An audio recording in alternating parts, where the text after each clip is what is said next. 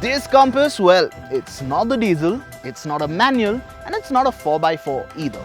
It is the petrol automatic. So there is a 1.4 litre engine under that bonnet. Is it enough? How's it to drive? How good is that 7-speed DCT? And is it the compass to buy if you live in a big city? Answer to all those questions coming up.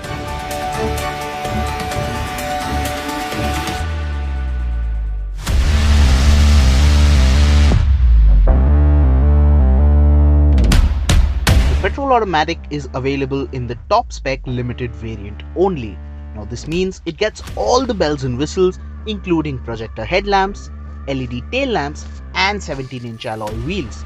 Speaking of which, the alloys are borrowed from the mid-spec longitude variant, but they get a satin finish here. It's a similar story on the inside. There's quite a lot of kit, including the 7-inch touchscreen with Android Auto and Apple CarPlay, dual zone climate control and grey leather upholstery. That said, it does miss out on a few features that should have been bundled in at this price point. The feel-good features such as automatic headlamps and wipers, an auto-dimming rear-view mirror, electric seats, cruise control, and how can we forget the sunroof are all missing from the compass. Also, side and curtain airbags are reserved for the 4x4 variants, so you just get 2 airbags here. Finally, since there's no drive mode selector, you get a useful cubbyhole in front of the gear lever.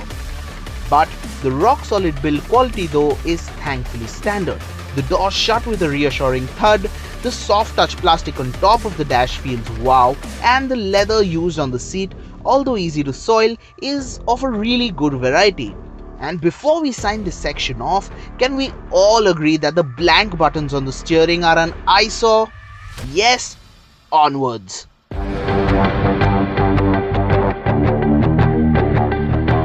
The petrol compass is powered by a 1.4 litre engine that makes 163 PS of power and 250 Newton meters of torque. That's 10 PS and a full 100 Newton meter lower than the diesel. Does that mean it's a bit boring? Well, not really. Drive with a light foot and you shouldn't have a complaint with the Compass Petrol Automatic. It isn't as punchy in the way it drives compared to the diesel. Instead, it builds speed in a more relaxed and a more steady manner. Now, the turbo, that kicks in at around 2000 RPM, and even when it does, it doesn't give you that strong wave of torque that'll pin you into the seat. As far as refinement is concerned, it's not as smooth or as quiet as other turbo petrols that we've driven. It is a bit clattery and it is a bit noisy. Plus, when you're driving it hard, when you move into the upper end of the rev band, it becomes more and more audible inside the cabin.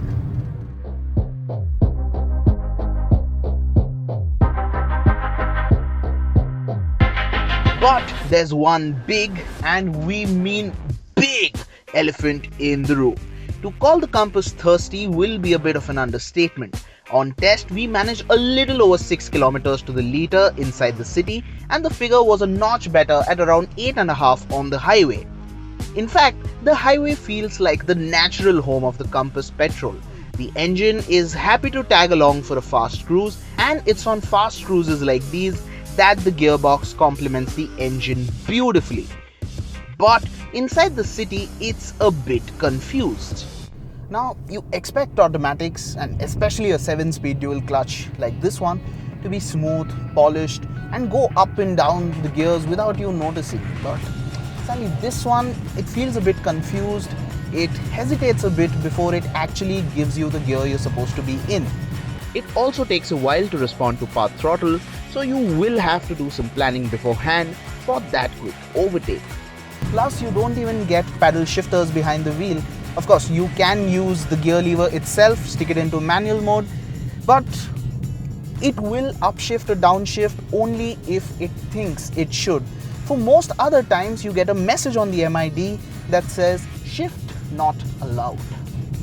Much like the diesel, the petrol automatic Compass delivers in spades when it comes to demolishing broken roads. In fact, the faster you go over them, the lesser you feel inside the cabin. At low speeds, the stiff ride can get a little bouncy, but as the speeds climb, the Compass's cabin settles down to its cushy best. and dare we say it's quite fun around the ghats as well. The steering is weighty and precise, and the body roll is quite well controlled too.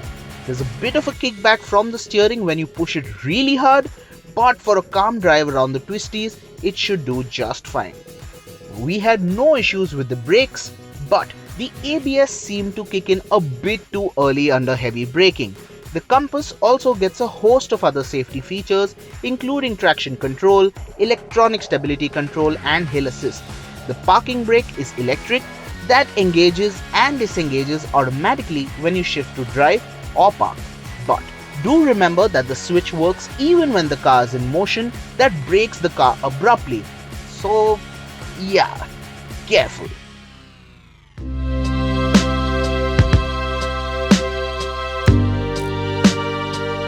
Summing up, buying the Compass Petrol Automatic will be a decision from the heart and not the head. The asking price for the top spec version seems quite steep for what it offers. That said, it does bring in that built to last nature and of course the snob value of the Jeep badge. Let's revisit our first question then. So is the Compass Automatic the city slicker it was meant to be?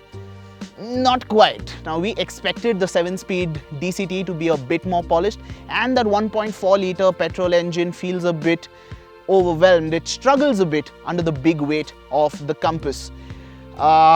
If we had to pick, we'd still pick the diesel manual Compass, but if you've got your heart set on the Compass Petrol Automatic, you'll have to learn to adapt to its ways. You will have to drive with a light foot, not only because it's thirsty, but also because it's a lot more relaxed to drive when you are. Well, that's our take on the Compass Petrol Automatic. In case you want to know how the diesel drives, click on this link above. Now let us know what you think about the Compass in the comment section below, and like always, if you haven't already, subscribe to the Zigwheels YouTube channel. Thanks for watching.